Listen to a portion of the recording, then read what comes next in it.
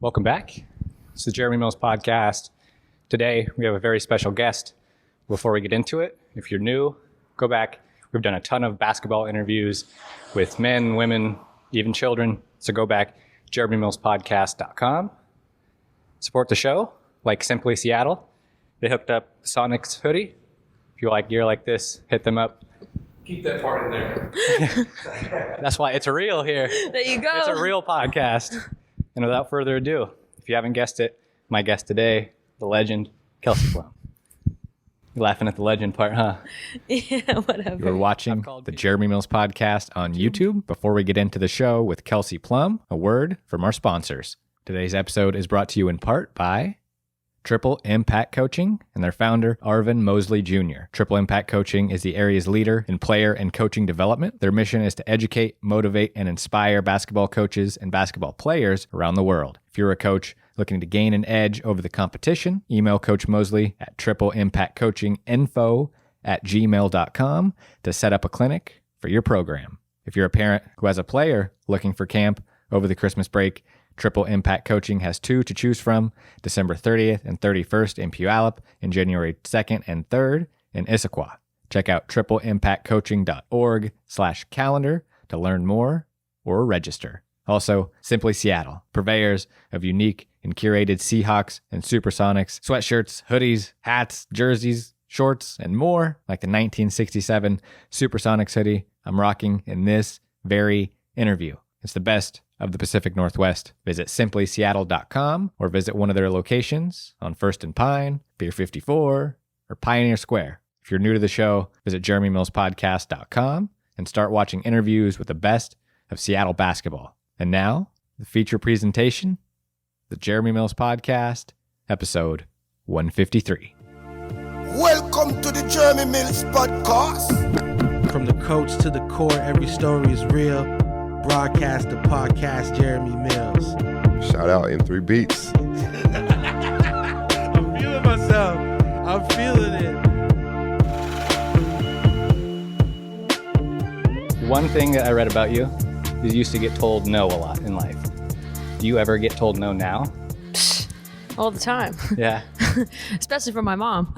She keeps it No, real. I'm messing. I get told a lot of no's. I think I try to keep people in my life that are very honest and real with me, and that can be hard sometimes, but at the end of the day, you know, you need people to tell you the truth and keep that steady balance.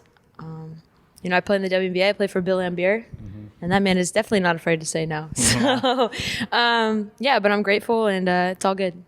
Talking about your mom, I got tipped off you have a pretty competitive family. Yep. A little bit. Yeah. What's the most ridiculous thing that has come out of that competitiveness? You like a story? I have one story in mind, but well, Okay, well, go ahead. What's your story? it's a secondhand story. Chris Hansen Okay. over and ended up, there was a bet on a football game, like just a friendly wager, you know, in-house kind of bet. And he ends up having to do push-ups. It's just, you know, chaos all around the house. Yeah, I do remember that. You know, that's pretty normal. I would say the one that probably stands out the most would be growing up. We'd go eat as a family, and my dad, right after people were done eating, would sneak out, pay the bill, get in the car. And as a kid, you know, you drawn, eating your food, looking around, and you kind of realize, where's Dad? And then you see him start driving outside the restaurant. And if you didn't make it to the car, you'd get left. You'd have to walk home. So you see like 4 little kids just take off and 2 go that way, 2 go that way. You know? Just like, did they pay? Yeah, exactly. And so everything was competitive, like down to, do you want a piece of gum? Oh, you don't really want it. Oh, do you want some? Like my dad used to, in the baby high chair, used to put food down. But as a baby, you'd have to grab it. Like he'd never hand it to you to eat. I know that sounds really small, but everything was take it if you want it. And so I think that just kind of became a part of me. And here we are. And it made you maybe who you are? Would you say that, or? Absolutely. I think the environment you're raised in and kind of the people you're around. You know, my parents were absolutely amazing and super supportive, but there was never anything given to me. I mean, if I wanted to, you know, go to practice, or try out for this team, I'd be 10 years old. I'd have to call the coach, find out where practice was, Google Maps it, print out the directions, tell my parents the time, set my alarm, wake up, get dressed, do my laundry, get going, and then, go to the game or practice or whatever it was. There was never like, okay, honey, this is, and so they were super supportive, but I kind of learned at a young age, like, if I wanted to do something, it's on me. And then I think that's actually a really good thing, because as a kid, when you do all that work to like, okay, I Google Maps it, I packed my lunch, I set my alarm, I did my laundry, I'm ready to go, I'm hydrated, whatever. You want to go because you put in all that work, no one's making you do anything. So I think as a kid, it was kind of a hassle, but then now I'm an adult and I'm like, man, this is probably the greatest parenting ever. Wow. You probably had that moment of, oh, thank you. Thank you for doing that. For sure. Absolutely. That's something that I plan to do with my kids. Just that there's no sense of entitlement. Nothing is given to you. No one owes you anything. It's awesome. Yeah. Just interacting you with the small time I have, I can tell that. Just, wouldn't have never guessed you were, like you say, a WNBA player, this, that. You're just a person that is easy to communicate with, is just normal. So you grew up in a volleyball family. It was a sports family. Sisters played volleyball, mom played volleyball, but you were drawn to basketball. And something about you I've learned, you're not afraid to be different. Where did that come in? Were you always that way, or? Yeah, I played volleyball growing up, and like you said, mom played in college, sister plays professionally, my other sister played in college, so I was around it a lot, and I did like it, but I just would go play with my dad when I was a kid, and I loved it, and it was a different type of love. Volleyball is fun, but basketball is just like, there's something different about it, and so I kind of knew at probably about 10, I was like, no, this is what I'm gonna do. Volleyball's fun, but Just something you can't put into words. That it's just like this love that has never really kind of faded away. But being different when you're a kid is a lot different than being different when you're an adult. You know what I mean? Did you ever get question, my flag? gosh.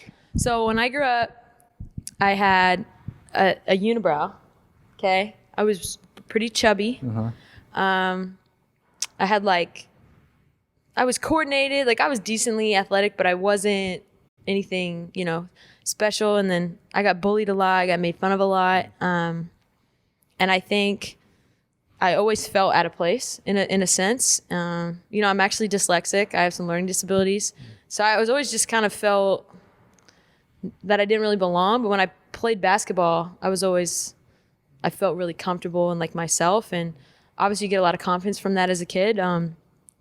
But that kind of helped me, if I was bullied or something was going on or I would just go out and shoot. And I just kind of always found comfort in that. And I kind of saw it pay off as I grew older and older, middle school, high school, that, wow, the more time you put into it, the better you get. And so I learned that at a young age and was just able to kind of transfer over. That's huge. It's for kids out there who see the confident Kelsey Plum out there, step back, shooting in people's faces. Yeah. You just exude confidence. So to know that you weren't always that, for kids out there, girls, boys, whoever, to hear that, that's huge. It's like the musician story where they're a nerd in high school. Everybody bullied them. They were nobody. 2 years later, they're on stage. Everyone wants to go see them. Exactly. So kind of moving to high school, you, again, not afraid to be different. Went to a different high school than your family had gone to. You went to La Jolla Day School and had I don't know how to describe your relationship. You could probably do it better than me, with Terri Bamford. Yeah. Can you tell me a little bit about her? That is like an angel sent from God. I actually just came back from San Diego. That's where I'm from. And I went to La Jolla Country Day. And it's an amazing school on its own. It's like one of the best prep schools on the West Coast and phenomenal education. But Terri changed the trajectory of my life more than basketball. Just developed me into like the woman I am. And she's put over 28, 35, I don't know what the number is exactly, Division I players. She's been coaching for 22 years, and she's just, she's a special woman. So we're very close. Call her once a week. I know her number by heart. Wow. It's pretty, I know triple shot non-fat vanilla latte. What do you want me to tell her about her? But she's someone that I hold near and dear to my heart, for sure. And what about her connected with you at that age? She just was willing to believe and be there for me. And I remember I walked in and I said, Coach, I want to be a McDonald's All-American. We had this banner on the Country Day wall, and it's Rashad Salam, Heisman winner, that went to Colorado. He played football. He's a running back. And then Candace Wiggins won the Wade Trophy. Obviously, Candace Wiggins played in the WNBA, went to Stanford. And you only can get on the wall if you win the National Player of the Year in college or professionally, whatever. And so I always would walk in the gym and I would tell her, I'm like, hey, I'm going to get that. Just want to let you know. And she was like, I believe it. Like, what do we got to do? That woman woke up with me every morning at 6 a.m. to help work me out. And not just like rebound for me. I mean, we were doing drills, shooting and working on my game. And, she would coach me tough. She was really hard on me, but it was the type of coaching I needed because I think she saw something in me and she was going to pull it all out. And I think a lot of coaches along the way that I've had are great, but she really got the best out of me. She gets the best out of her players, and I think that's what makes her so special. Do you ever encounter, doesn't have to be now or anything like that, but just in your past, of people who don't push you hard enough? Do you encounter that? Because I imagine you want to work hard. I have stories, I was reading about on here when you're in Europe, you're coming back, you're in the gym a couple days later, finishing one season, starting the next. You mean like in my circle or in life? Just in life. Is that something you've encountered? Somebody maybe not, you realize they're not getting the most out of you? Yeah, I think it's very it's very easy to settle into this like very contentment type of feel, especially when you start being successful and doing things and people just say, oh, you can chill, or you can, you're the greatest, you're this, you're that. And I'm like, dude, if I really thought that way or allowed myself to, be that way, I wouldn't keep growing. And so I try not to, like, no disrespect, but I try not to keep those people around because I feel like they're not helping you grow. And, if you're not growing, then you're getting worse. That's how I think about it.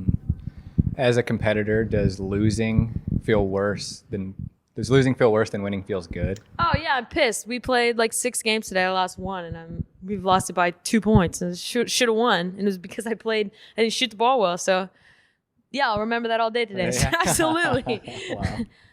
Wow. And then Chris Hansen, another name that has an impact in your life. Can you explain specifically what he did for you? The people watching know of him and his story. Man, Chris was another big, I'm really grateful. I feel like God's put a lot of people in my life that have just really helped me in different ways. And Chris is one of those people. I knew Chris from when I was in middle school and when I was coming up. And obviously he's from this area, but he was just very honest with me. And I would call him. I say, Chris, I like so-and-so. I like this school. And he would say, okay, here's the pluses. You got this coach, you're going to be playing in this offense. Downsides. They haven't gone to the tournament. They haven't done this. And so he'd always just be straight up. I think people think there was all this bias of like Pacific Northwest. No, Chris was very real. Like when I was talking to him about going to UW, he was like, here's the good things. Boom, boom, boom. Here's the bad things. Boom, boom, boom, boom, boom, boom, boom. Boom, boom, boom, boom, boom. Okay. Like he was very straight up with me and honest. And a lot of people I think do what they want for the betterment of themselves. And I don't feel like that ever happened. And I think he just cares about people, he cares about kids, and he wants the best for people. And so I always try to make sure, like if he has a camp, I'll come talk or anything like that. Because really like his job is to help girls get to the next level at the right place and the right spot for them. And I always liked the other thing that he didn't buy into the hype of like, oh, I have to go to this school because I'm a McDonald's kid, or I have to go to this school, or I have to play for this AAU team. No. He knows you can stay home. You could play with your little podunk high school team. You can get better, and that's it. And so I really appreciate him. And obviously he's a great guy, fun to hang around.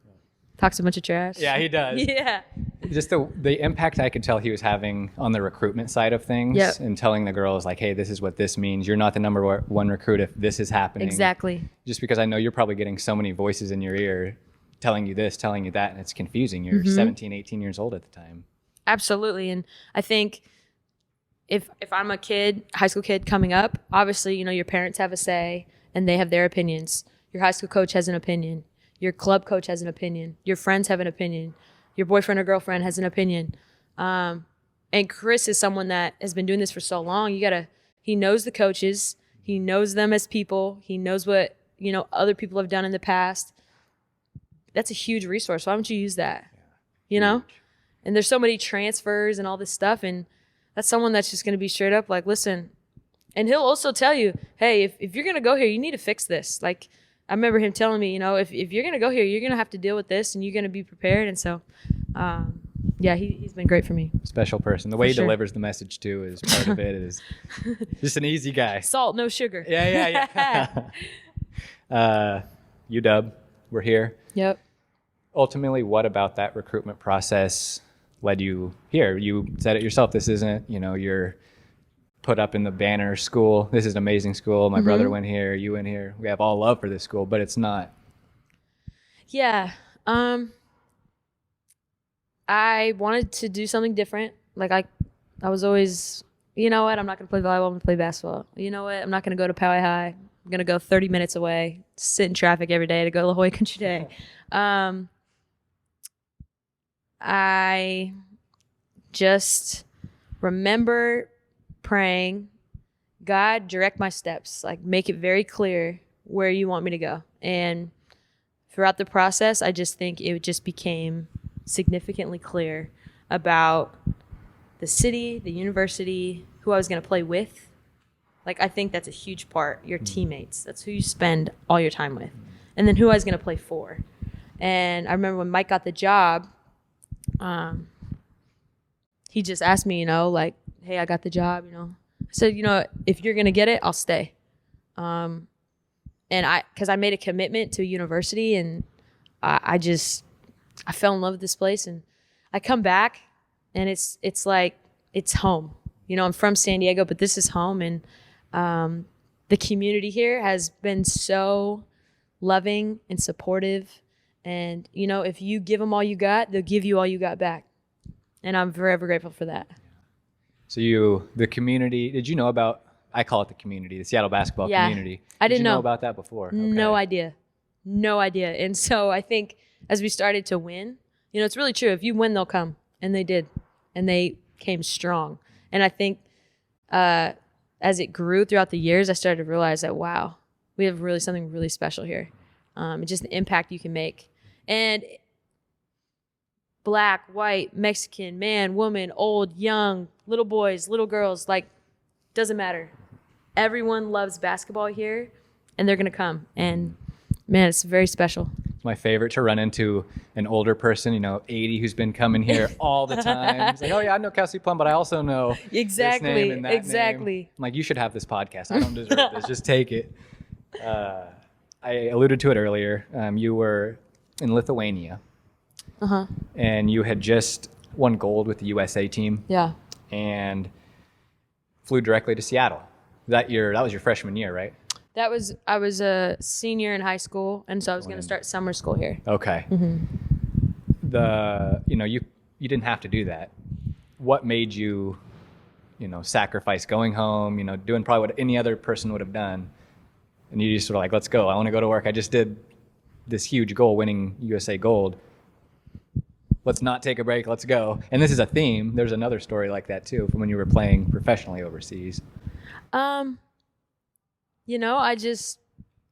was excited. I wanted to get to work. I think I knew that, honestly, I'm a planner. So I'm like, okay, I'm going to take as much summer school as I can.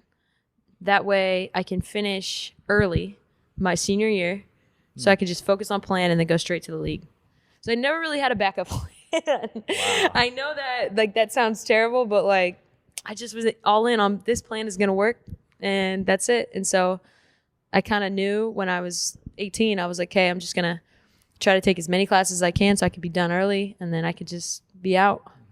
That's pretty much why I decided to come summer school. Let's go. Let's get it going. Let's get it going. You've never been burnt out? I've talked to amazing athletes that eventually get burnt out. Yeah. And you go hard.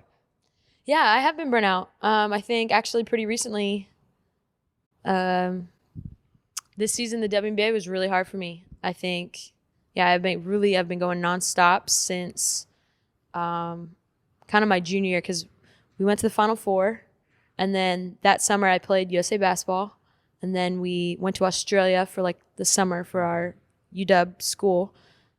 Then we went straight into season. A week after my season ended, I started playing the WNBA. From there, I went straight to Turkey. From Turkey, I went straight back to playing WNBA. Like straight. Like missing 2 regular season games straight back. Like I flew in the next day, I had a game. Then I went straight back to Turkey, did the same thing again. Missed like a regular season game. So then when I finished my WNBA season this year, I finally took some time and was just like, I just want to breathe for a second. And I think it's been really good for me. You know, I'm here in America. I'm not overseas. I'm training. And for the first time in, I think probably since college, I kind of feel like I got a little of my bounce back. And I feel like that's more of a mental thing. Kind of refreshed. Absolutely, I've been burnt out before. It's not a good feeling. I don't wish it on anyone. Kind of have to find why you love the game. And I finally feel like I'm back to myself. Were you nervous about taking a break because you've accomplished all you have, and you probably don't want to talk about that, but you're like, all right, I've gotten this far. What else can I do? If I just keep going, if I just keep pushing, but there's a point you have to stop or get off the gas. Yeah, I think that's what's happened. The last couple of years, I ran out of gas. I think when you go so hard for so long and you don't take care of yourself, and not just like your body. I think I do a pretty good job taking care of my body. But more mentally, you really get worn out, and it's tough. So I think there's like this fine line, because I do get anxious. Like if I take a couple of days off, I get like, what am I doing? Like I'm losing my mind. But yeah, so I actually took like a week and a half. I was like, I'm not allowed to touch a ball. That was terrible. Like I got to day 4. No outlet. I got to day 4 and I'm like, man, like I don't know what I'm doing. Like I'm still doing yoga or doing whatever, but I'm not touching a ball, and it's been really good for me. So yeah, I guess. Wow. You graduated with a bachelor's degree in anthropology, which I had to look up what that was, if I'm being totally honest. Don't ask me. For the people out there who are wondering, it's apparently the scientific study of humans, human behavior, and societies past and present. What did you learn about people in that class? Ooh. You know, I actually really enjoy anthropology not just because it was the easiest major and I wanted to leave school. That's not why I took it. But I think when you understand why people are the way they are, where they come from, race, socioeconomic background, there's a lot of factors that go into why we become what we are. And so it's just interesting to kind of go back, peel the layers, and then I think you have a better understanding for people and different types of cultures, things like that. And I mean, I even took classes here, broke it down even into sport. So like anthropology and sport, for example, why do statistically white people play hockey and black people play basketball?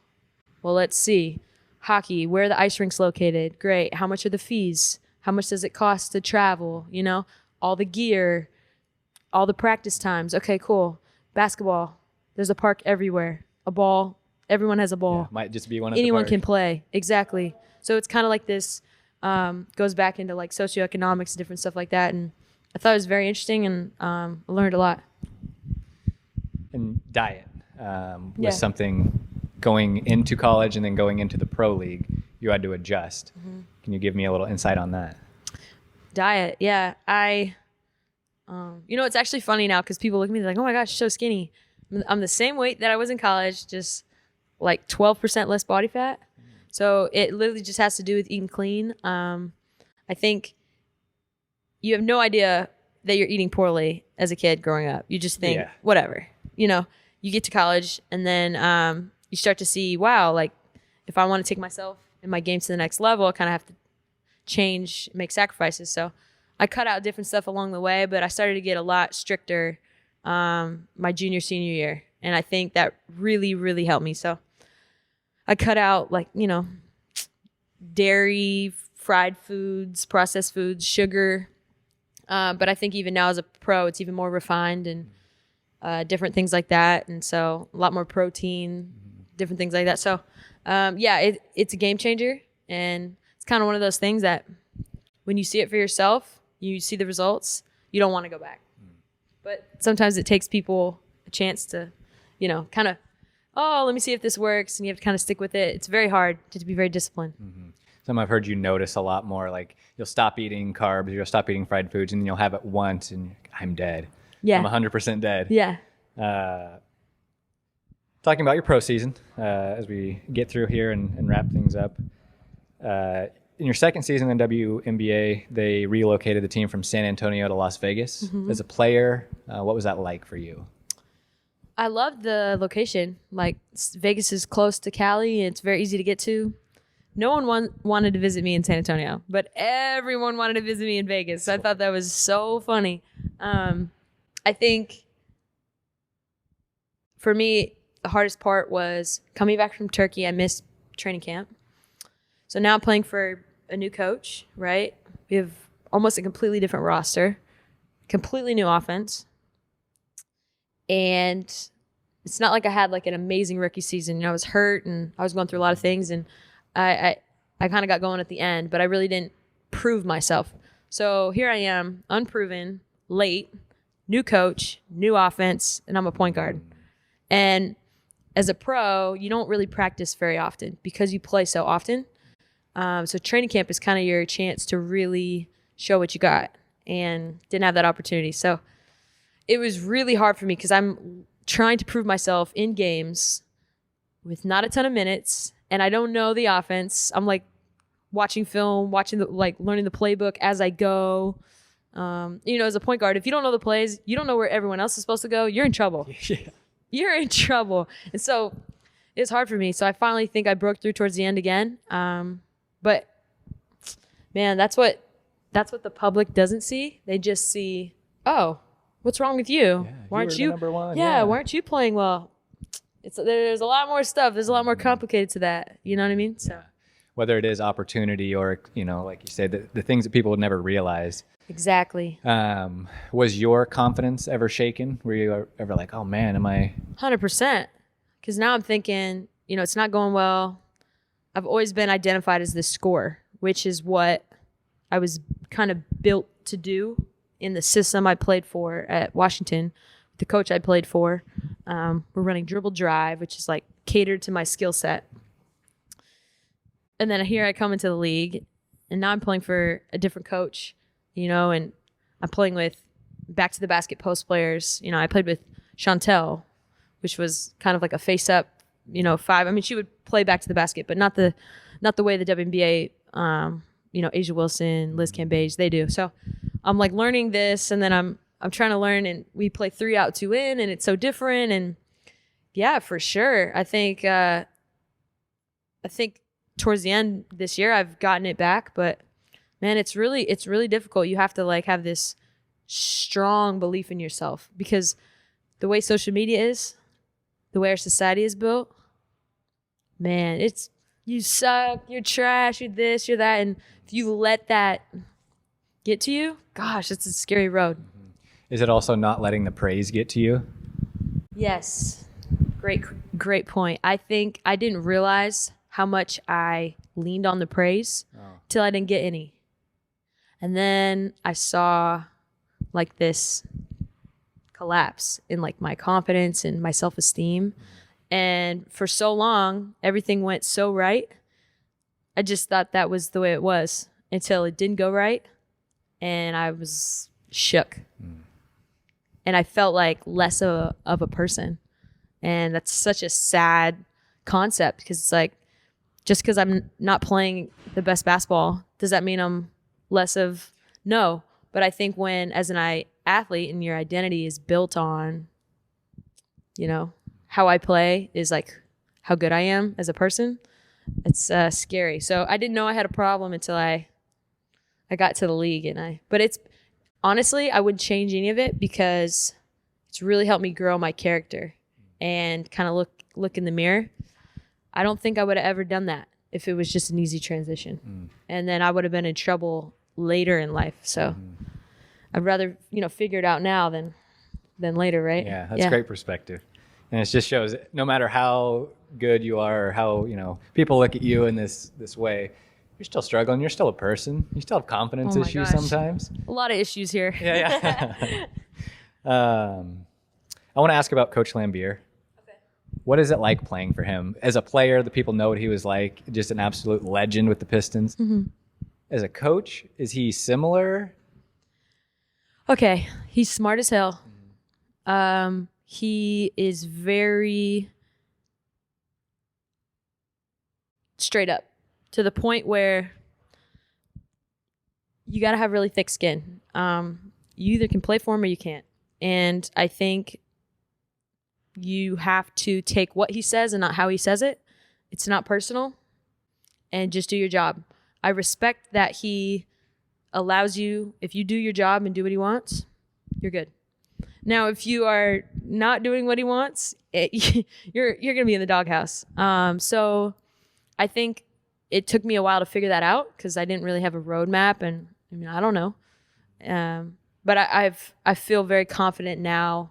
I know what he wants from me. I know what he expects from me, and I like playing for him. And I think, honestly, I think I can handle whatever he throws at me. And so I have thick skin, and I think it's good for me. Is there a difference in relationship that you have? Like people I know, me personally, the high school relationship you have with your high school coach, they can be hard on you, but you know that they really love you in a sense. Is that the same in the pros? No. Pros, you're there to do a job. That's it. You're there to do a job. Obviously, I think you have a closer relationship with your teammates. But no, I know if I don't do my job, I'll get fired. Like you. If you don't do your job, you'll get fired. It's not the fluffy, it's okay, I love you, you're going to do your best. That's the difference between being a professional athlete and college athlete. College athlete, it's okay. We always have next time. You're going to be okay. As a pro, no, it's not okay. You either do your job or you get fired. Next. That's the way it is. Either make the shot or you don't. Wow. Yeah. That's got to change the game in a way. Yeah, I think for the first couple years, I didn't know what to do because I never. First of all, I never looked over my shoulder like, am I going to get taken out?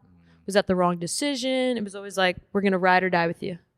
And so now I'm like, okay, there's someone behind me if I don't get my stuff together. And and I was, you make a mistake, you're not shooting well, you're getting beat on defense, you're going to sit. I didn't know what that was. I'm like, I'm on the bench, I don't know why I'm here. So trial and error, a lot of experience, a lot of mistakes. But I kept failing forward. I kept figuring out, and I'm going to figure this out. And that's why I think this year is going to be one of my best years because I finally figured out about myself. I can do anything. It might take me a little bit longer than people might like, but I'm going to figure out whatever you give me. And so I have this self-belief in that, and that's just who I am. That's awesome. I'm very excited to see because not the way it ended, but the lead up to that, game winner from one of your teammates, your averages throughout the playoffs, just awesome. I follow a guy, Shea Serrano, on Twitter, and there's not another person that turns people onto the WNBA and that culture like him. Is that something you notice as a player? Shea? Oh yeah, the articles that he writes and the love that he gives us, it's pretty amazing. And like you said, he brings along people that would probably have never been a part of the WNBA, and he makes them fans. And so we're grateful for that. We need more of that. Absolutely. All right, to close it up here, just want to say you are a great inspiration to people because I was getting ready for this podcast, watching your highlights, learning more about your story and everything like that. And just something about watching you play was getting me inspired. And so I can't imagine what, a girl or, my wife who was watching the highlights with you, I'm like, oh, I wonder how you feel seeing this just because of it being like this strong woman, confidence, successful, something about it. I was just like, this is really cool. Do you feel that in the moment? Or is it you just have to keep doing your thing and the way people feel about you is? Yeah. Well, thank you. I just try to always go out and play really hard and play with no fear and just be tough.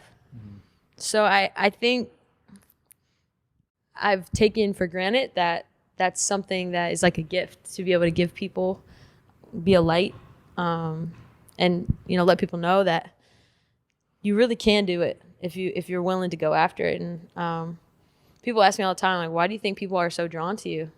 And I think honestly, I'm like, I look like them. Like I'm not big, I'm not crazy athletic, I'm not like this specimen or anything like that. I check up the ball and I think I can win. I think that's just what people appreciate, and I'll never stop giving it to them. So hopefully you'll see a lot more of that this year. Oh yeah. And something I always like to end with is a message to the Seattle basketball community. If there's something you would look into the camera and say to them now that you have an opportunity. Oof. First of all, I just want to say thank you. I'll never stop appreciating the love that I've received, not just being a Husky, but just being in the Pacific Northwest, and there's no place like it. So for that, I'm super grateful, and I'm going to continue to make you guys proud, and we're just getting started. Boom. Boom, let's go. Kelsey Plum on the Jeremy Mills podcast. I appreciate it. Thanks for having me. This was awesome. Thank you for coming on. I get nervous sometimes for podcasts, but this one, like I was sitting here all day. I'm like, I'm nervous. What? I'm sitting doing the ads. No, I'm you did stumbling great. through No, it was like, good. I thought it went good. Thank you. No, I love it. Okay, So we'll look forward to watching your season and catching up down the road. Appreciate it. Thank you.